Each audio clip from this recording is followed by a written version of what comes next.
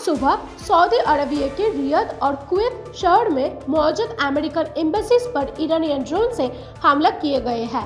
Reports के मुताबिक कुछ ड्रोन्स ने एम्बेसी कॉम्प्लेक्स को निशाना बनाया, जिसके बाद धुआं उठता हुआ देखा गया। हालांकि अब तक किसी के घायल होने की पुष्टि नहीं हुई है। ये हमला उस वक्त हुआ है जब अमेरिका और इसराइल के ईरान पर किए गए मिलिट्री स्ट्राइक्स के बाद पूरे मिडिल ईस्ट में तनाव अपने चरम पर है। ईरान ने पहले ही चेतावनी दी थी कि वो अमेरिका और इसराइल हितों को टारगेट करेगा। अब गल्फ के कई देशों में हाई अलर्ट जारी कर दिए गए हैं। सऊदी और कुवैती सुरक्षा बलों ने कई ड्रोन्स को हवा में ही गिराने का दावा किया है। अमेरिका ने इस हमले को गंभीर बताया है और कहा है कि जरूरत पड़ी तो सख्त जवाब दिया जाएगा।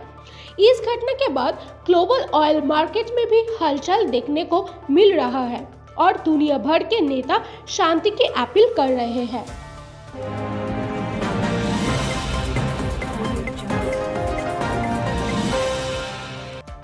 ईरान के पूर्व सर्वोच्च नेता आयतुल्लाह अली खामेनेई की पत्नी मंसूर खोजस्ते बागेरजादे का निधन हो गया है। उनकी उम्र 78 वर्ष थी। खबरों के अनुसार हाल ही में अमेरिका और इसराइल के संयुक्त हमलों के दौरान वह गंभीर रूप से घायल हो गई थी। इसी हमले में आयतुल्लाह अली खामेनेई की भी मौत हो गई थी। हमले के बाद मंसूर जी कोमा में चली गई थी और कुछ दिनों तक इलाज चलता रहा, लेकिन उनकी जान नहीं बच सकी। मंसूर जी आमतौर पर राजनीतिक कार्यक्रम से दूर रहती थी और बहुत ही निजी जीवन जीती थी। उनका विवाह 1964 में हुआ था और उनके 6 बच्चे हैं। उनका निधन उस समय हुआ है जब मध्य पूर्व में तनाव अपने चरम पर है और स्थिति लगातार गंभीर बनी हुई है।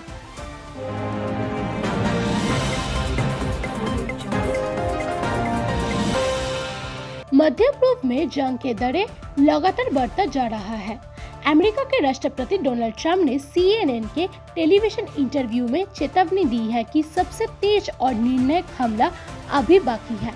उन्होंने इसे बिग ओएफ यानी एक बहुत बड़ा हमला बताया है और कहा कि जो कार्रवाई अब तक हुई है वो सिर्फ शुरुआत है। उनके इस बयान के बाद पूरे क्षेत्र में चिंता और बढ़ गए हैं। ट्रंप ने कहा कि ईरान की तरफ से किए गए जवाबी मिसाइल और ड्रोन हमलों ने स्थिति और गंभीर बना दिया है। इन हमलों का असर सिर्फ इसराइल तक सीमित नहीं रहा, बल्कि कुछ अरब देशों के क्षेत्रों तक पहुंच गए हैं। इसके बाद बहरीन, जॉर्डन, कुवैत, कतर और यूनाइटेड अरब एमिरेट जैसे देश भी इस संघर्ष में ज्यादा सक्रिय भूमिका ले सकता है। ये तनाव तब और बढ़ गया है जब ईरान के सर्वोच्च नेता आयतुल्लाह अली खामेनेई की मौत की खबर सामने आई। इस घटना के बाद दोनों पक्षों के बीच भारी गोलाबारी और हवाई हमले जारी है। इसके चलते पूरे मध्य पूर्व में अशांति की माहौल है और एक बड़े क्षेत्रीय युद्ध का खतरा मंडरा रहा है। अंतर्राष्ट्रीय स्तर पर कई देशों ने शांति और संयम की अपील की है। विशेषज्ञों का कहना है कि अगर ये संघर्ष लंबा चलता है तो इसका असर तेल की कीमतों, विश्व बाजार और आम लोगों की अर्थव्यवस्था पर भी पड़ेगा।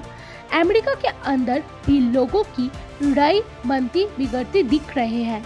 जहां कुछ लोग सेना की कार्रवाई का समर्थन कर रहे हैं तो कुछ इसके खिलाफ आवाज उठा रहे हैं। फिलहाल सबकी नजर आने वाले दिनों पर टिकी हुई है, क्योंकि स्थिति किसी भी समय और ज्यादा गंभीर हो सकती है।